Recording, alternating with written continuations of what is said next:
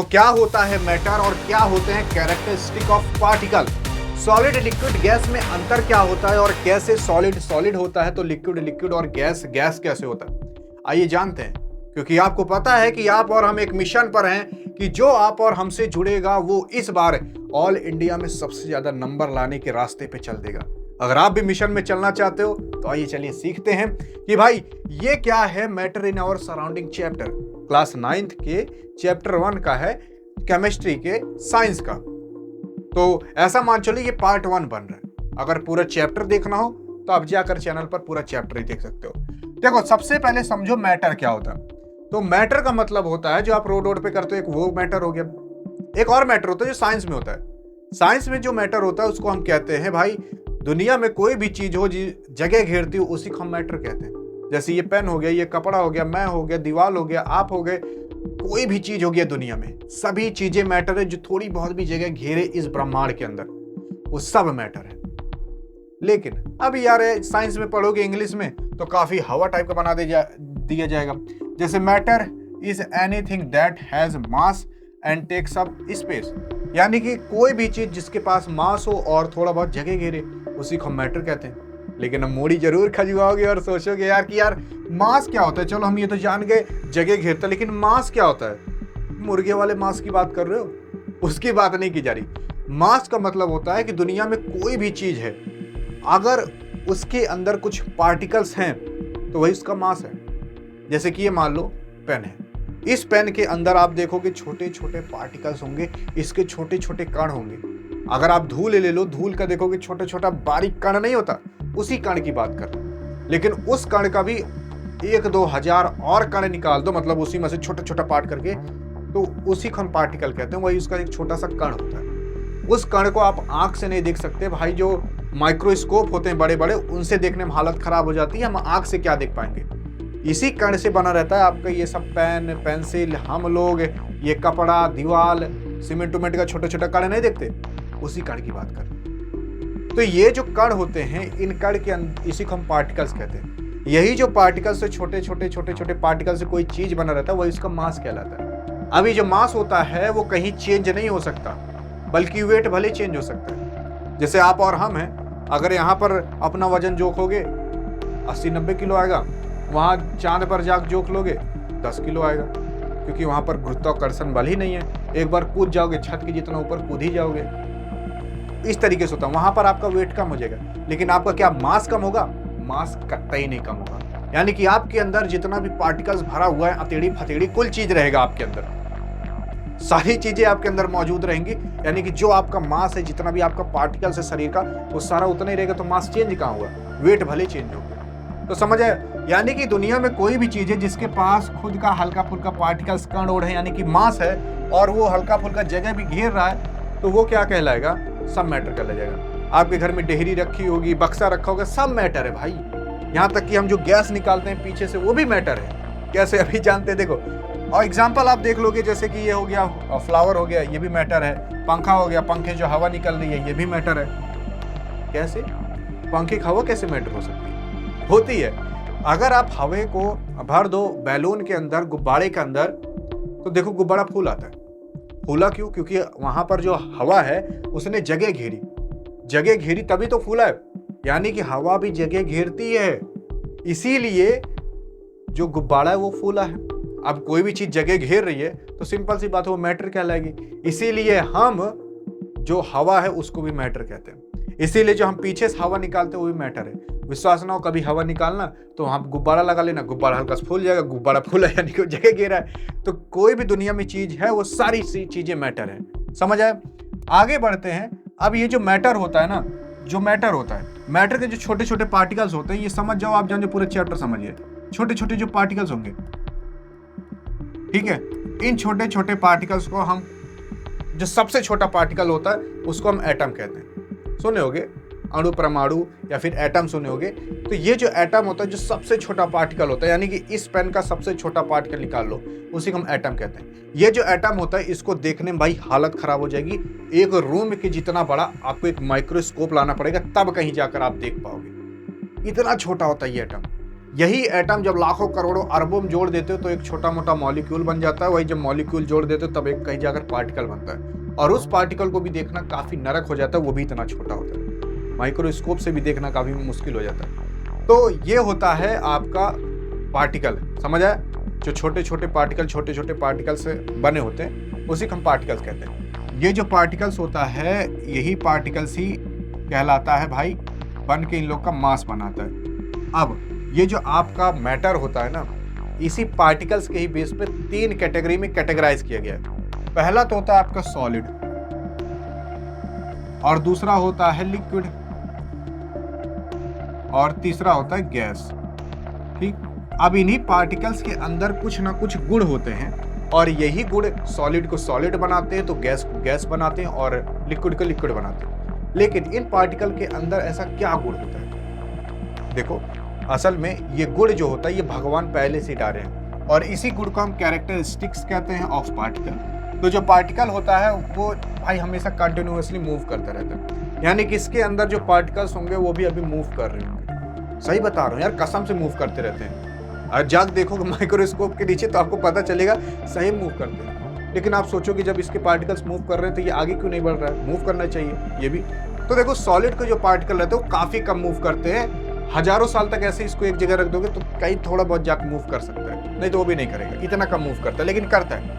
वहीं लिक्विड का पार्टिकल्स और तेज मूव करता है, तो गैस का पार्टिकल और तेज मूव करता है। अभी मैं लाइव एग्जांपल करके बताऊंगा। इसके बाद देखो, जो पार्टिकल होता है उसके बीच कुछ ना कुछ स्पेस होता है, और जो पार्टिकल होता है वो एक दूसरे को अट्रैक्ट करके रखे रहते हैं। ठीक, कैसे? आओ देखते हैं। इसी को हम कैरेक्टरिस्टिक ऑफ पार्टिकल कहते हैं। लेकिन आप सोचोगे यार ये एक दूसरे को पार्टिकल अट्रैक्ट करके रख रहे हैं तो कैसे यार, कहाँ से आया?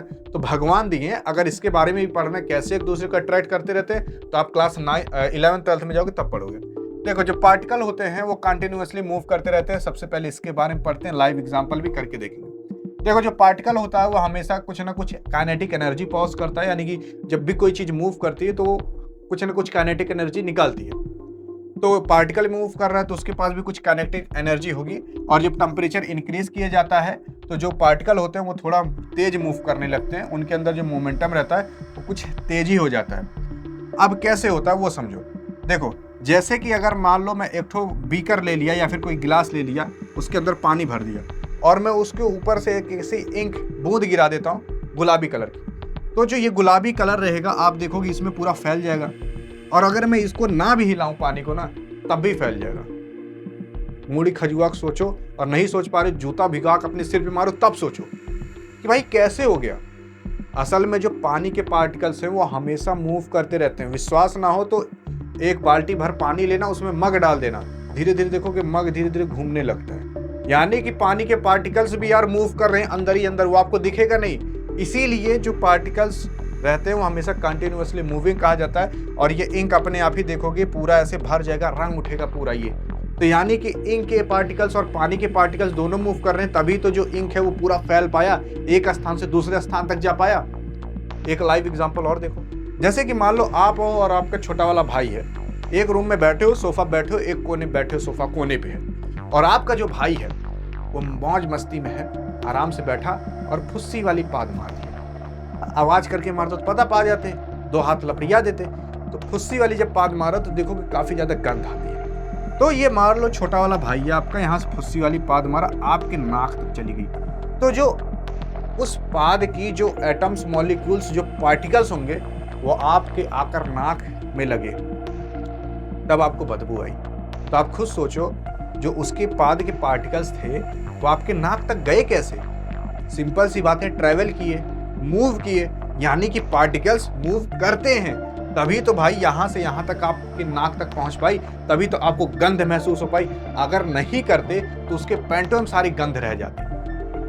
कभी कभी होता है, मान लो बैठे हो और पार्टिकल्स निकल ही नहीं पा रहे, वहीं रहती, जब उठते हो तब निकलता है वो पार्टिकल्स, तब गंध फैलती है। तो यहाँ पर आप देखोगे जब आपका भाई पाद मारा तो आपके नाक तक जैसी गई, यानी कि पार्टिकल्स एक स्थान से दूसरे स्थान तक मूव किया। तो जो पार्टिकल्स होते हैं वो गैस के जो पार्टिकल्स होते हैं थोड़ा तेज मूव करते हैं। समझ आया? वैसे ही अगर आप देखोगे, अगर कोई भी चीज है, अगर उसका आप टेम्परेचर इंक्रीज कर देते हो तो उसके जो पार्टिकल्स होते हैं उसमें मोमेंटम कुछ तेजी से बढ़ जाता है। जैसे पानी है, अगर उसको आप उबाल दोगे तो अगर तब उसमें आप इंक डालोगे ना तो काफी तेज वो इंक फैल जाएगी, क्योंकि उसके अंदर के जो पार्टिकल्स हैं वो खूब तेजी से बुलबुला रहे हैं और मूव कर रहे हैं। भाई ये उबल रहा है, देख रहे हो, उसका पार्टिकल्स बुलबुल बुलबुल कर रहा है, तभी तो उबल रहा है। तो यानी कि उसका जो पार्टिकल्स वो काफी तेज मूव कर रहा है। और अगर आप इसमें कुछ कलर वलर डालोगे इस टाइम, ये काफी तेजी से घुल जाएगा और फैल जाएगा।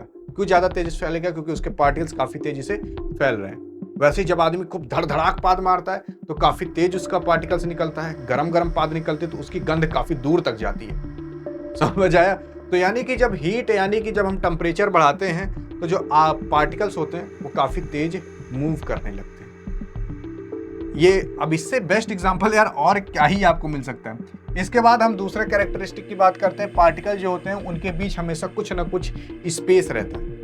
यानी कि अगर एक ऐसे मान लो खूब ढेर कुल्ले पार्टिकल्स हैं, ठीक है, लेकिन ये इतने छोटे होंगे इसका आप आंख से नहीं देख सकते। जब माइक्रोस्कोप से देखोगे ना तो इन पार्टिकल्स के बीच ये जो आपको थोड़ा थोड़ा गैप दिख रहा है, ये गैप हर पार्टिकल्स के बीच रहता है, लेकिन इतना गैप नहीं रहता, काफी कम गैप रहता है।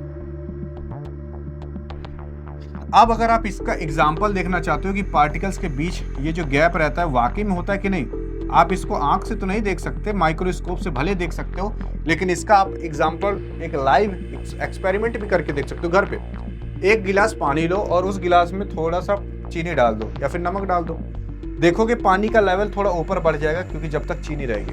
लेकिन जैसे चीनी आप घोल दोगे तो पानी का स्तर फिर से वहीं पर आ जाएगा जहां पर पहले था। ऐसा क्यों हो गया यार? पानी का यानी चीनी गया तो गया कहाँ? तो चीनी भाई ये जो पानी के पार्टिकल्स थे उन्हीं के बीच ऐसे जा जाकर बैठ गया है। समझ आया?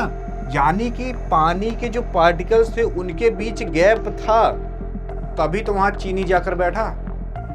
और जब आप खूब ज्यादा चीनी घोल दोगे तो एक समय ऐसा आता है कि ऐसे चम्मच डोलाते रहो लेकिन चीनी घुलती नहीं है, क्योंकि वहां पर जितने भी पार्टिकल्स थे उनके बीच जो गैप था वो तो भर चुका है।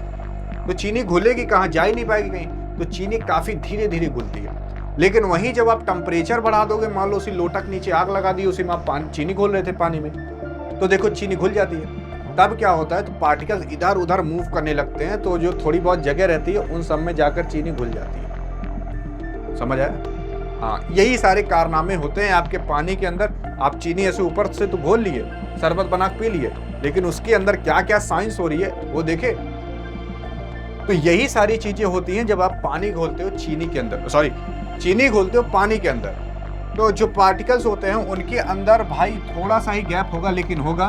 तो वहीं पर जो सॉलिड होता है उसके अंदर काफी कम गैप होता है, जो लिक्विड होता है उसके अंदर थोड़ा सा ज्यादा गैप होता है, और जो गैस होता है उसमें काफी ज्यादा गैप होता है। तो मिनिमम होता है सॉलिड में जो गैप होता है, और मैक्सिमम होता है गैस में, और इंटरमीडिएट यानी बीच का होता है लिक्विड में। जैसे कि अगर आप देखोगे कोई सॉलिड है ना, तो सॉलिड के अंदर काफी कम गैप होगा, इतना कम गैप होगा कि आप देख ही नहीं पाओगे, कुछ इस तरीके से।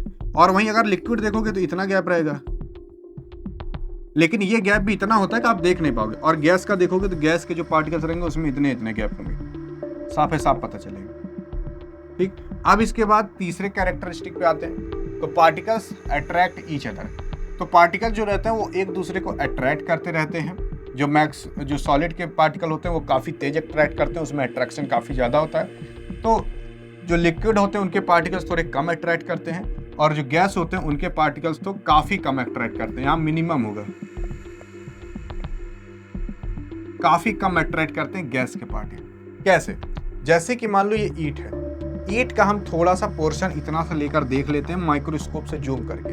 काफ़ी ज़्यादा जूम की आप घर पे नहीं देख सकते, इसके लिए काफ़ी बड़ा माइक्रोस्कोप लगे, काफ़ी महंगा। तो आप जब इसमें देखोगे तो क्या दिखाई देगा कि ये जो पार्टिकल्स हैं उनके बीच देखोगे थोड़ा थोड़ा सा गैप है। यहाँ पर कलर चेंज कर लेते हैं ताकि आपको देखने में आसानी हो जाए। तो ये देखोगे थोड़ा थोड़ा गैप यहाँ पर आपको दिख रहा होगा, दिख रहा है। तो ये जो पार्टिकल्स के बीच गैप कुछ इसी तरीके से होता है। अगर यही लिक्विड का आप पार्टिकल देखते तो ये गैप थोड़ा ज़्यादा होता है, गैस का आप पार्टिकल देखते तो गैस में और ज़्यादा गैप होता है। अब ये जो पार्टिकल्स होते हैं, ये एक पार्टिकल्स दूसरे पार्टिकल्स को अट्रैक्ट करके रखे रहता है, खींच के रखे रहता है। जैसे कि जब आपको और आपकी वाली में प्यार ज़्यादा रहता है तो दोनों लोग आपस में खिंच के रहते हो, कभी दूर जाने की ही नहीं सोचते। जब प्यार थोड़ा कम हो जाता है तो भाई थोड़ा दूर दूर रहने लगते हो, यानी कि लिक्विड बन जाते हो। और जब प्यार बहुत कम हो जाता है तो भाई गैस की तरह कोई इधर तो कोई उधर हो जाता है। वही सेम काम इसमें भी होता है, लेकिन सॉलिड में प्यार ज़्यादा होता है तो इनके जो पार्टिकल रहते हैं आपस में खूब तगड़ा खींच के रखे रहते हैं। अभी ऐसा भगवान किए क्यों? अब देखो, जब इसके पार्टिकल्स आपस में खूब तगड़ा खींच के रखे हैं, यानी कि आप अगर ईंट को ऐसे खींचोगे ना तो बीच से फाड़ नहीं पाओगे, क्योंकि इसके पार्टिकल्स ईंट को ही मतलब एक दूसरे पार्टिकल्स खूब तेजी से अट्रैक्ट करके रखे रहते हैं। खींचोगे तो फटेगा ही नहीं। हाँ भाई, बहुत ताकत हो तो भले फाड़ सकते हो, लेकिन बहुत ताकतवर होता है सॉलिड। लकड़ी उकड़ी क्या आप तोड़ सकते हो आसानी से, मोटी मोटी लकड़ी, क्योंकि उनके जो पार्टिकल्स रहते हैं वो आपस में खूब तेजी से खींच के अपने आप को रखे रहते हैं। इसी की वजह से जो सॉलिड रहता है वो सॉलिड कहलाता है भाई, कठोर कहलाता है। वहीं जो लिक्विड रहता है, लिक्विड के पार्टिकल्स और थोड़े दूर रहते हैं, उनके जो फोर्स ऑफ अट्रैक्शन रहता है, इसी को हम इंटरमॉलिक्यूलर फोर्स भी कहते हैं। ठीक है, इसको छोड़ो, इंटरमॉलिक्यूलर फोर्स अगर नोट्स में कहीं लिखना हो तो लिख सकते हो। तो इंटरमॉलिक्यूलर जो फोर्स होता है वो इसी कहते हैं जो मॉलिक्यूल के एक दूसरे के बीच लगता है। तो इनके बीच जो फोर्स होता है लिक्विड में वो थोड़ा कम रहता है। अब अगर लिक्विड के बीच फोर्स कम है तो सिंपल सी बात है, वो उतना कठोर नहीं रह पाएगा जितना ईंट होता है। तो इसीलिए वो जो लिक्विड रहता है वो थोड़ा बहने की अवस्था में रहता है, वो थोड़ा कमजोर रहता है। वहीं जो गैस रहता है, गैस के जो मॉलिक्यूल रहते हैं उनके बीच जो गैप रहता है वो कुछ ज्यादा रहता है, फोर्स ऑफ अट्रैक्शन और कम रहता है, यानी कि उनके जो मॉलिक्यूल रहते हैं वो काफी कम खींचते हैं एक दूसरे को। इसीलिए जो गैस रहता है वो देखोगे हर तरफ बहती रहती है, वैसे उड़ती रहती है। समझ आए? अब बात करते हैं हम एक एक के बारे में, पहले सॉलिड के बारे में, फिर लिक्विड के बारे में, फिर गैस के बारे में। तो जो स्टेट ऑफ मैटर सॉलिड के बारे में, जैसे सॉलिड जो है उसको भी आप एक स्टेट कह सकते हो, लिक्विड भी एक स्टेट है, तो गैस भी एक स्टेट है। तो स्टेट ऑफ मैटर ही उसे कहा जाता है, यानी कि सॉलिड जो है वो एक स्टेट ऑफ मैटर है। तो जो सॉलिड रहता है उसका डेफिनेट शेप रहता है, उसकी डिस्टिंक्ट बाउंड्री रहती है, उस रिजिड रहता है, अनकम्प्रेसिबल रहता है और डेफिनेट वॉल्यूम रहता है। डेफिनेट शेप का मतलब जैसे ईंट है, इसका शेप देखोगे तो फिक्स रहेगा। ईंटा है, पाथर ओथर है, इसका देखोगे शेप फिक्स रहता है। आम उम का मौसम आ रहा है, जाओगे चेका ओका लेके, ढेला वाला लेके फोड़ोगे तो ढेला वाला देखो शेप फिक्स रहता है। हाँ, बात अलग है, उसको आप फोड़ दो, लेकिन अगर ऐसे नॉर्मल रखे तो उसका शेप फिक्स रहता है, क्योंकि इसका जो मॉलिक्यूल है वो आपस में खूब तेजी से अट्रैक्ट करके रखे रहता है, जिसकी वजह से ये मजबूत रहता है। उसके बाद इसकी जो बाउंड्री रहती है वो भी फिक्स रहती है। देखोगे आप ईटा उटा बाउंड्री देखोगे फिक्स रहती है, अगर जब तक आप तोड़ोगे नहीं तब तक ऐसे रखे रहोगे तो फिक्स रहेगी। ये जो रहता है रिजिड रहता है, कठोर रहता है, अनकम्प्रेसिबल रहता है, इसको आप कंप्रेस नहीं कर सकते। ऐसे सोच रहे हो कि मैं दबा दूं इसे, तो दबा नहीं सकते भाई, काफी मजबूत रहता है। और उसके बाद इसका जो डेफिनेट वॉल्यूम रहता है, ये जो इसका जो वॉल्यूम रहता है वो भी फिक्स रहता है। यानी कि आप सोच रहे हो कि भाई मैं इसको दबा कर इसका वॉल्यूम कम कर दूं, इतने में था तो इतने में हो जाए, ऐसा नहीं होगा। आप तोड़ फोड़ कर चुकनाचूर भले कर सकते हो, लेकिन ये रहेगा, इसके पार्टिकल्स रहेंगे उतने ही। मान लो ईटा इतना है, इतना बड़ा ईटा है, उसको आप तोड़ फोड़ के चकनाचूर करके इतने में कर दो, तब भी उसके पार्टिकल्स उतने ही रहेंगे जितने उस टाइम थे जब वो इतना बड़ा ईटा था। समझ आए? तो इसका वॉल्यूम आप कम नहीं कर सकते। तो अगर आप देखना चाहते हो सॉलिड के पार्टिकल्स यानी कि मॉलिक्यूल्स किस तरीके से रहते हैं, तो कुछ इस तरीके से देखोगे, एक दूसरे में ऐसे चिपके रहते हैं, काफी पास पास इनके पार्टिकल्स रहते हैं, जिसकी वजह से ये सॉलिड काफी ज्यादा मजबूत रहता है। लेकिन अगर आप यही लिक्विड में देखोगे तो थोड़ा ढीला रहता है इसका पार्टिकल्स। जो स्टेट ऑफ मैटर लिक्विड के बारे में बात करते हैं, तो इसका जो शेप रहता है वो फिक्स नहीं रहता। देखो भैया मैंने शेप को गलत लिख दिया, तो शेप जो रहता है वो फिक्स नहीं रहता। जैसे कि अगर आप इसको बोतल में रखोगे तो बोतल की शेप में रहेगा, गिलास में रखो तो गिलास में शेप में रहेगा, मुंह में रखोगे तो मुंह की शेप में रहेगा, अजूरी में रखोगे तो अजूरी की शेप में रहेगा। अगर कहीं गढ़ा और हम लेटरिन करने गए हो तो गढ़ा की शेप में रहेगा। इसकी बाउंड्री भी नहीं फिक्स रहती। अगर बोतल में रखे हो तो बोतल की बाउंड्री रहेगी इसकी, गिलास में रखे हो तो इसकी बाउंड्री गिलास के रूप में रहेगी। इसके अंदर थोड़ी फ्लूइडिटी रहती है। फ्लूइडिटी का मतलब फ्लो कर सकता है, बह सकता है। क्यों? क्योंकि इसके बीच के जो अट्रैक्शन होते हैं मॉलिक्यूल के वो थोड़े कम होते हैं। कम की वजह से ये सॉलिड की इतना मजबूत नहीं रह पाता, जिसके वजह से इसके अंदर थोड़ी बहने वाली क्षमता आ जाती है। तो आप पानी उन्हें कहीं ढरका दो, देखो बह नहीं जाता। ये लो कंप्रेसिबल रहता है, मतलब इसके अंदर कंप्रेसिबिलिटी जो रहती है वो कम रहती है। यानी कि अगर आप सोच रहे हो पानी को मैं भर दूं और ऊपर से दबाऊं, हल्का फुल्का दब सकता है, ज्यादा नहीं दबेगा, बहुत कम दबेगा। ठीक। इसकी जो वॉल्यूम रहता है वो भी डेफिनेट रहता है, यानी फिक्स रहता है। इसका वॉल्यूम भी आप कम ज्यादा नहीं कर सकते। अब बात करें अगर हम गैस के बारे में, तो गैस जो होता है इसके भाई जो शेप रहता है वो फिक्स नहीं रहता, इसकी बाउंड्री भी फिक्स नहीं रहती, ये इसके अंदर बहने वाली क्षमता रहती है और ये हाई कंप्रेसिबल रहता है, यानी कि अगर आप इसको दबाओगे तो ये दब जाएगा। जैसे कि अगर आप एक गुब्बारा में हवा भर लो और जब आप इसमें हवा भरोगे और जब आप इसे दबाओगे ऐसे, ठीक है, जब आप इसे ऐसे दबा देते हो तो होता क्या है भाई, तो देखो कि गुब्बारा पचक जाता है। पचकने का मतलब उसके अंदर की जो हवा वो भी पचक गई, यानी कि जब हवा पचक गई तो सिंपल सी बात ये होगी कि उसका वॉल्यूम कम हो गया। तो आप इसके वॉल्यूम को बढ़ा सकते हो, घटा भी सकते हो, और इसका जो वॉल्यूम रहता है वो फिक्स रहता ही नहीं है, वही मैंने बताया। अब अगर आप इसका एग्जाम्पल अच्छा खासा देखना चाहते हो, देखो जैसे ये सॉलिड है, मान लो तो प्लेट है, प्लेट क्या होता है, सॉलिड होता है, तो इनके पार्टिकल्स आप देखो कितने पास पास है। पास पास इसलिए रहते हैं क्योंकि इनके जो पार्टिकल्स होते हैं वो एक दूसरे को आपस में अट्रैक्ट करके रखे रहते हैं, खींच कर रखे रहते हैं, जिसकी वजह से मजबूत रहता है। तो इसके पार्टिकल्स पास में रहते हैं, जिसकी वजह से ये मजबूत रहता है।